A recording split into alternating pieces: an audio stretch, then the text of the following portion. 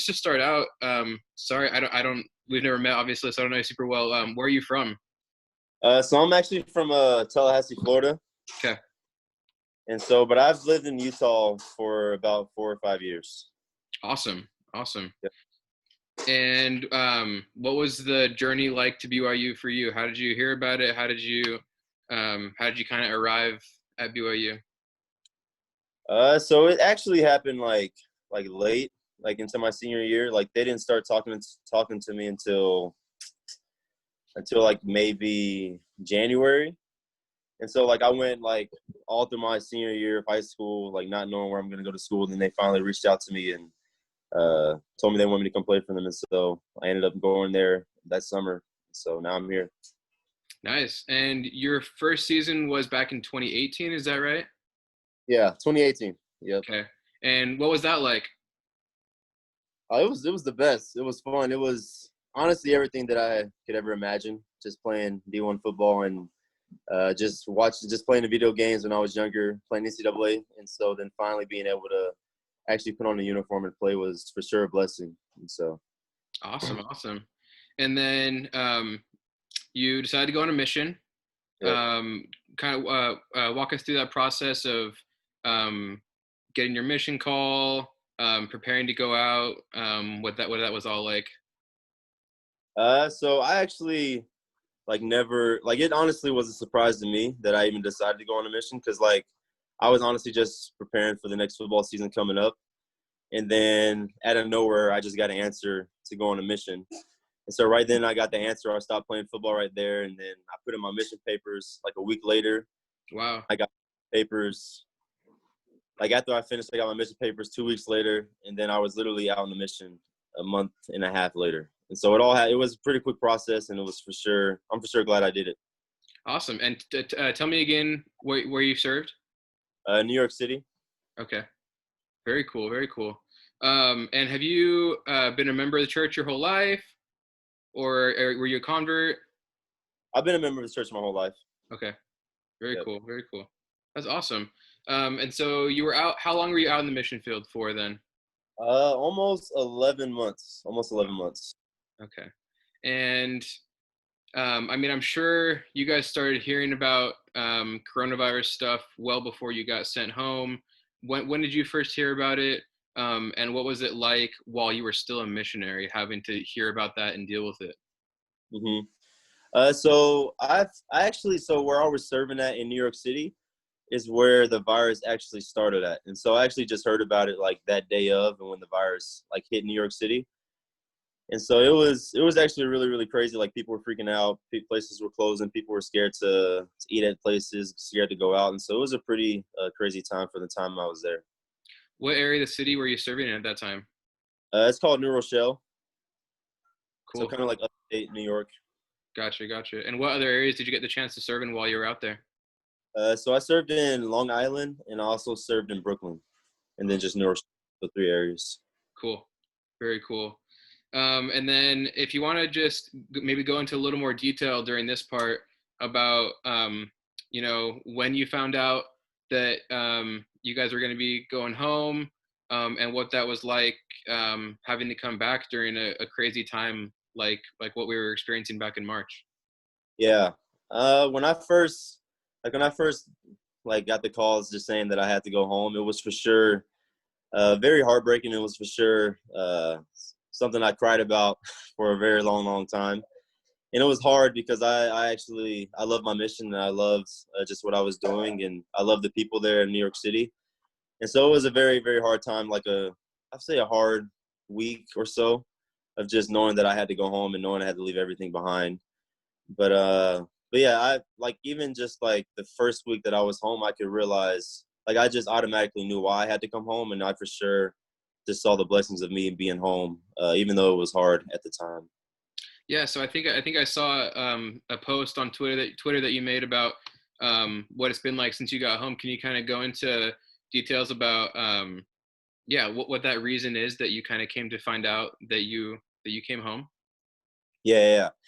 And one of those is back then I'm sure you saw on Twitter, but back then, like the beginning of my mission, my mom actually got divorced.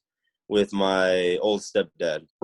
And that was a very hard time, like for my family and also me just being out on the mission and having to be away from my family and just seeing them go through that tough time. And it's been a while since I've actually seen my mom just really, really happy and just really enjoying life. And so me being back home, she actually found someone while I was out on my mission, and she was able to get married to him a month ago, just about. And so I know if I was out on my mission, I wouldn't be able to see this, and I for sure wouldn't be able to see how happy and my mom is and how much she's enjoying life. And so that right there is just one of the many blessings I've seen, just being home, out of many other things. And so, That's awesome. And I've seen you, and I've seen a few other people kind of put this phrase at the end of a lot of posts when you say more life. What does uh-huh, that phrase kind of mean to you? more life. Yeah. For me, like I remember before my mission, I used to like my life was just strictly like football and that's all I used to think about is just football, football, football. And like my whole life was centered around that. And sometimes I would put things like the church on hold or things like school on hold. And I wouldn't focus too much on that. But on my mission, I realized that there is way just more to life than football. Like I realized like having a relationship with people is important. Reading my scriptures every day, praying every day is important. And having that relationship with my Heavenly Father is very important. And so when I just say more life, like I feel like my perspective has for sure changed and is for sure grown into this perspective that God needs me to have to hopefully return back to Him one day. And so, That's beautiful. Yeah, thanks for sharing that. And do you feel like, even though it was unexpected, coming home at this point in your mission, does that add some more perspective as well? yeah, for sure. I feel like it for sure showed me that uh, God has a plan, and sometimes we don't like see that plan at the time. But just the almost 3 months that I've been home, I for sure seen that plan. Like for example, like I said, my mom getting married. Another example is like I feel like I don't know, my body is like the best it's ever felt. This is the best I've ever felt, even though I've served for almost a year, and I feel like I'm in the best shape ever. Another example, uh, I found a special someone, and I'm getting married in October. Oh, congrats. Thank you. And so just things like that, it just shows me that God like has a plan. He's for sure is blessing me for the sacrifice that I made just to serve Him and the people of New York. Awesome, awesome. And speaking of that, feeling the best you've ever felt, where are you at kind of as far as football goes right now? And what is maybe how has the coming back from mission early kind of changed that trajectory a little bit for you?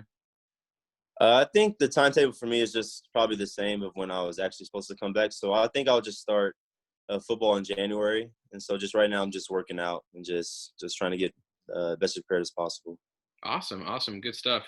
And then you obviously mentioned, during this time, especially more than any other time, I think we've realized that there's more to life than sports, more important things to life than just a game sometimes, right? Especially with the social and civil rights stuff that's been going on right now with the George Floyd tragedy and the protests surrounding that. Um, what has that been like for you to see that over the past week or so, and what are some of your feelings that have come up in these past days? Honestly, it's honestly like this is just my opinion. Like it's honestly just been like that. Like the way that how that situation turned out, it's been like that forever. And it's for sure something that doesn't surprise me and doesn't make me just like get out of my seat for. And I for sure like feel sorry for like what happened to him, and especially just being a black male in America. And I just know how hard that is. But it's just something that's been going on for such a long time, ever since my grandpa was born and his parents were born. And so like it's for sure hard to see, and it's for sure hard to even comprehend of why things are the way they are. But it's been honestly cool to see just how people in America are like actually I feel like they're actually realizing the the problem that we have in America, in my opinion. And so it's just been cool to see people from all over just support what's going on and trying to make a change. Awesome, awesome. That's good to hear. I've definitely noticed that as well. I was listening earlier today to a town hall that President Obama was doing, and he just compared kind of what's going on now to what was going on back in the 60s with the civil rights movement. And he just mentioned that it seems like there's just a more diverse population of people that are active and participating in the conversation and the protests. Whereas back then you would have seen, mostly just black people protesting and marching. But now you've got people from all different races, all different backgrounds. So that's really cool to see, kind of like you mentioned, that a wider audience is kind of realizing what's going on and getting more passionate about the subject. Exactly. Thanks for sharing that. Yep. Really appreciate that a lot. So yeah, I mean, yeah, thanks for sharing that perspective on the mission and the blessings that you've seen since coming home and from serving as well. It's really really cool to see. Um, Before we ended, do you have any kind of final thoughts or things that you'd like to share about your mission experience overall, or just yeah, I guess what it's been like to have served during this time and then to come home and the lessons that you've learned. Let's see. Let's see. Yeah, I guess I do have something to say. Okay. Like, like I do just want to say, like this is just speaking to an audience, I guess. Like those that are even thinking about going on a mission, especially those that play sports and those that think they're going to leave something behind and have to sacrifice something. Me personally, I would honestly, and this is just my opinion, I would say just go on a mission. And I know, I know at the time, like it may seem hard and it may seem like a long shot, but I know, especially me, because I've done it, and that the mission can truly change your life and it can truly bless your life forever. And the small little things that we worry about day to day don't mean anything in the long run. And the most important thing that we should focus on as we're here on this earth is to grow close to our Heavenly Father, because that's the biggest relationship that we could possibly have while we're here. And so, but yeah, there's more to life than